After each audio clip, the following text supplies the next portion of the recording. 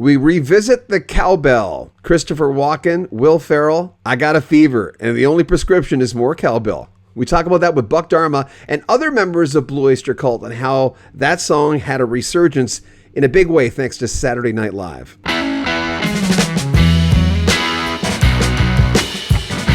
Even non-Blue Oyster Cult fans would know the album Agents of Fortune, which of course featured the iconic lineup. It was the band's fourth studio album, released in 1976, and it was a major turning point in their career. This was the time where the band embraced a more polished and accessible sound, blending hard rock and pop sensibilities. Agents of Fortune became a huge commercial success, largely due to that song, which would later be known as the Cowbell song, which we'll get into in a second, that would be featured on Saturday Night Live, giving it a whole new life.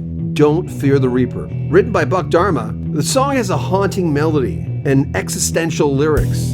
It captured the imagination of a large audience. Don't Fear the Reaper reached number 12 on the Billboard Hot 100 and remains a staple on classic rock radio. Now the resurgence of Blue Oyster Cult's song Don't Fear the Reaper. It was significantly influenced by a sketch on Saturday Night Live that aired on April 8th, 2000. The sketch was known as More Cowbell, and it became an iconic moment in pop culture, revitalizing interest in that one song and the band. In the sketch, actor Christopher Walken plays a music producer, Bruce Dickinson, and he's overseeing the recording of the song Don't Fear the Reaper.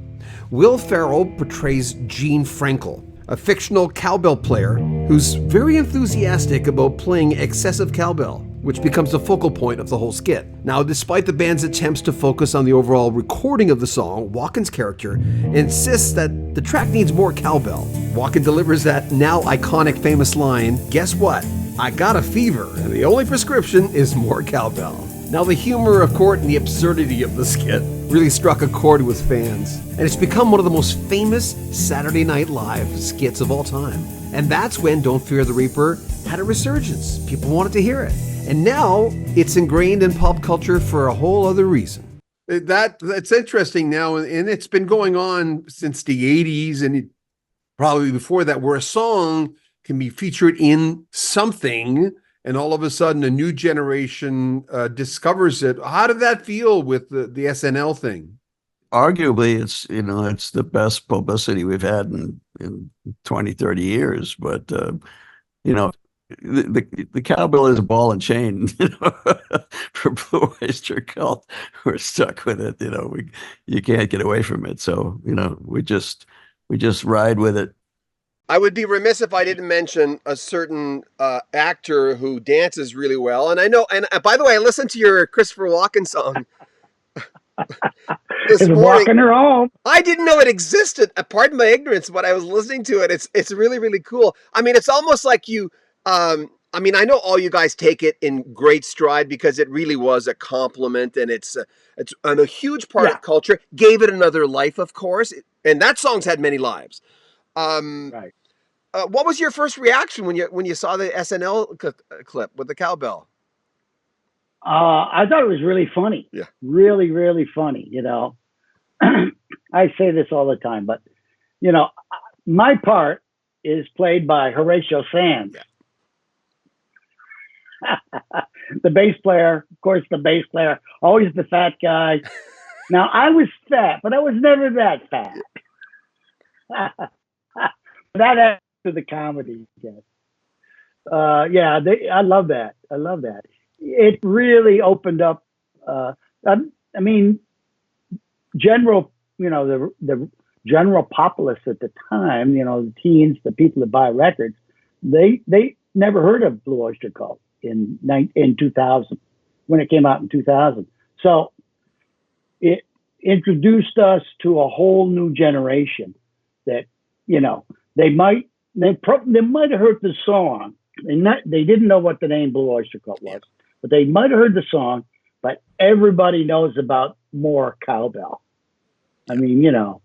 So I think since then, our music has just taken on a second life. Yeah. Because that's great respect, man. That if you're parodied by someone in such I found it so respectful. I stopped in my tracks. I remember where I was when I saw it. That's how big that moment was for me because I was such a fan of the band too. So, Yeah. did you deliver the cowbell? Yes, yes. So didn't Joe tell me that they had different ideas leading to the cowbell? Yeah, well, as I remember it, I had this, when I heard Donald's demo, he did it on an acoustic guitar. And when he went boom, boom, boom, boom, boom, and he hit that really hard and it went ding, like an acoustic guitar can do, especially with a great player like him. He played it nice and clean, he hit it hard. And when I listened to what we did, I didn't hear that bang on the last note. And I said, I think I should play a triangle there to David Lucas, because we had an extra track. He had recorded Randy Brecker on the trumpet, and we didn't like it. Randy's a fantastic player, but we just didn't. We felt like it was like too obvious, because it goes into this kind of Phrygian, lonely bull kind of mode. So we thought that's too much. And Donald had already done a great guitar solo. So why was he putting a trumpet on there, and taking the guitar solo off? So we said, take that off. I said, well, we got a track, not everybody was there. So I said, we got a track. I see you got a triangle in your little box there, David Lucas. Let me put the triangle on this. I got an idea. I think it's just going to be the icing on the cake. And he said, all right, I'll let you put a triangle on it, but you got to play cowbell in the verses. I'm like, cowbell? What's a drum track not steady enough? And he's like, no, it's I want to hear quarter notes, and I'm like, okay, I'll do that, just quarter notes. Yeah. No clave? No, just quarter notes. So I play it and I'm like, David, this sounds terrible. He's like, all right, put some tape around it. So he says, this is the best cowbell you can buy. I said, well, it sounds terrible. So he put tape on it. I play it. I'm like, hey, I got an idea. I'll get a timpani mallet from my stick bag. So I got a timpani mallet, and I play it, and now it's sounding like woodblock. So I said, I can live with that. What do you think, Don? And Donald's like, I love it. It's great. So, that, and David's like, yeah, that works. That gives me my quarter note pulse. I'm cool with that. What's funny is that, then Eric is like, I played it, and I was like, I don't think Eric was even there. Because in other recordings, he's played the cowbell. He was the percussionist in the band, he's actually, Eric is a good drummer too. He plays the drums as well. But, so it should have been Eric, but it was me. I remember clearly. And David Lucas thought he did it, but I didn't realize how can he not remember what happened? And then he said, yeah, because I went in one time when nobody was there, just me and the engineer after you guys had left. I'm like, that was Tenderloin. You played on Tenderloin. And I heard, and you said, is that okay? I said, okay, it's fantastic. He did it, and he's like, oh yeah, memory is a terrible thing when you get old. So we figured out why he thought that he really did think that he played on it, but, and I knew that I did it. And I said, Joe, you remember everything, and he does. He's got a much better memory than me. So, where'd you come up with that? Like, where does that come from in your mind? And B, do you fear the Reaper? Do I fear it? Well, I know where I am on the Ferris wheel of life, I know which car I'm on, so, when my time comes, I definitely Don't Fear the Reaper, played on nonstop at my funeral, And, what car you're on. I've never heard it described that way before. Yeah. When you're on a Ferris wheel, right? And it goes around, they give you 10 revolutions, and then the car stops, and people start getting off and other people start getting on, and you know where you are as far as how long you got before you get off, so. With Don't Fear the Reaper, when you look at Wiki, and I mean, I know they're not the everything but when you look at that, they say you're the guy. Oh, you're the cowbell guy? Yeah. Well, but they also say that Dave Lucas said he played it, and band leader Eric Bloom claims that he was the one to play it. How can there be confusion? I mean, you're the percussionist in the band at the time. I mean, wouldn't it just be you anyway? No. That confusion is well founded because David Lucas actually did play cowbell on Agents of Fortune, but he did not play on that song. He played on a song called Tenderloin. And, he was telling me, oh yeah, I remember I came in there, you guys weren't there. And I just overdubbed some cymbals and a cowbell. I said, no, that was on Tenderloin. He goes, oh, maybe, yeah. I said, don't you remember? You kept telling me you wanted to hear the cowbell on it. And he's like, oh yeah, we worked it out. I was like, I don't want to argue with you. I know you played the cowbell on that album, but you played it on a different song. So he said, oh yeah. So memory is a crazy thing, And Eric, of course, would say that because he played every other time when we had percussion, whether it was a tambourine or a cowbell or maracas, Eric played it. I mean, I played very little percussion until after that. Then I started playing percussion on all of the records. But up until then, Eric was the percussionist. So, and I don't even remember if Eric was even in the room. I think that maybe he wasn't there. He might have stepped out or something. And I remember clearly how I came to be doing it because we had Randy Brecker play a trumpet part on the track. And the band, as great as it was, and it was really a great part, but we hated it. It was like Donald had already played a guitar solo, and they were talking about taking Don's guitar out and putting a trumpet. And we're like, no, we like the guitar solo. Let's leave that and get rid of the trumpet. So there was an extra track. So I said, hey, in that section, I'd like to play a triangle. The section that goes boom, boom, boom, boom, boom, boom, boom, boom, boom, boom. That part there, I was going to go boom, boom, boom, boom, ding, boom, boom, boom, boom, ding. On the four. And I explained that to David Lucas, and he said, "Oh yeah, that could work. Hey, but you know what? You can do it, but I want you to play cowbell on the verses." I'm like, what? Cowbell? Is this a joke? And he's like, no, I just want to hear it. Just try it, okay? Will you please try it? I said, okay. So I play it, and I said, I don't like it. I said, Don, what do you think? And Don is, Buck Dharma, who he wrote the song. So what do you think? I don't know. Maybe if you put some tape on it or something. So I put tape on the thing. I'm playing it not quite as loud, and and I said, I still don't get this, And Don's like, yeah, I don't know. I kind of like it. What else could you do? I said, well, I got a timpani mallet. I'll play it with a mallet, it'd be like nice and soft. So that's why it doesn't even really sound like a cowbell on the record. It sounds like woodblock. But now so how did Will Ferrell hear that? When they were mixing it, I'm saying, hey, Shelly Yakis, the mixer, I said, Shelly, turn the cowbell down. He's like, if I turn it down anymore, Albert, you're not going to hear it. I said, yeah.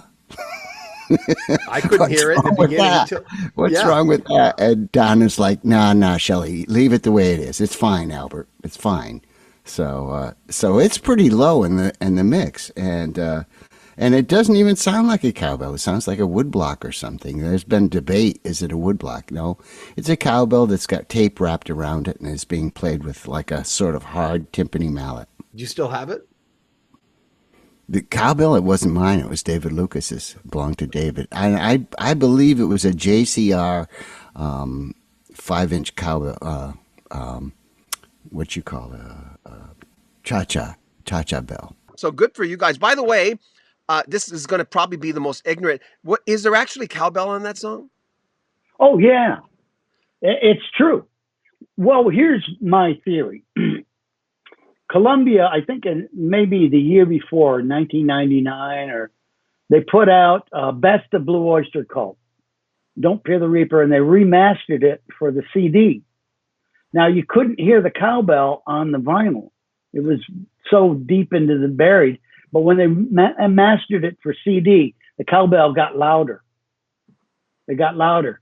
And I'm thinking, the writers on Saturday Night Live, they're in the writing room. They're probably smoking on a doobie, and they're putting the headphones on, and they say, oh, there's a cowbell there. Oh, that could be funny. And, I think Will Ferrell was involved with that, but, Yeah. It was a fluke. It was a downright fluke. And the costumes that they wore in the skit looked a lot like the pictures on the inside of that CD. So I can imagine the costume lady had that CD and was looking at those pictures like, I got to make guy look like that, and I got to make, Gene look like that, and of course they got the names all screwed up and backwards, and there was no Bruce Dickinson was just the mastering engineer. He didn't have anything to do with the production, but so I was in the studio and the song's finished, and they had like, there's a 24 track recorder. So they had like one extra track. And we had this producer, David Lucas, who loved to add little magical little bits. And he said, let's put the percussion on this. Give it a little thing. So he tried some bongos. And it was okay, but the bongos had to go. And then he said, maybe, how about a flugelhorn part? We happen to have a horn player in the studio, Randy Brecker, great trumpet player. Yeah. So he comes out, he's playing the flugelhorn. I said, David, that's the worst thing I've ever heard. And I rarely contradicted him, but that sucked. So the flugelhorn was gone. So we're just sitting around, almost done. And he says, I think it needs a cowbell. Albert, go out there and put a cowbell on this thing. So he got the cowbell out of the percussion box. The studio had like their in-house percussion box. And I'm sitting on a couch looking at him like, don't screw this up. Don't screw it up. Come on.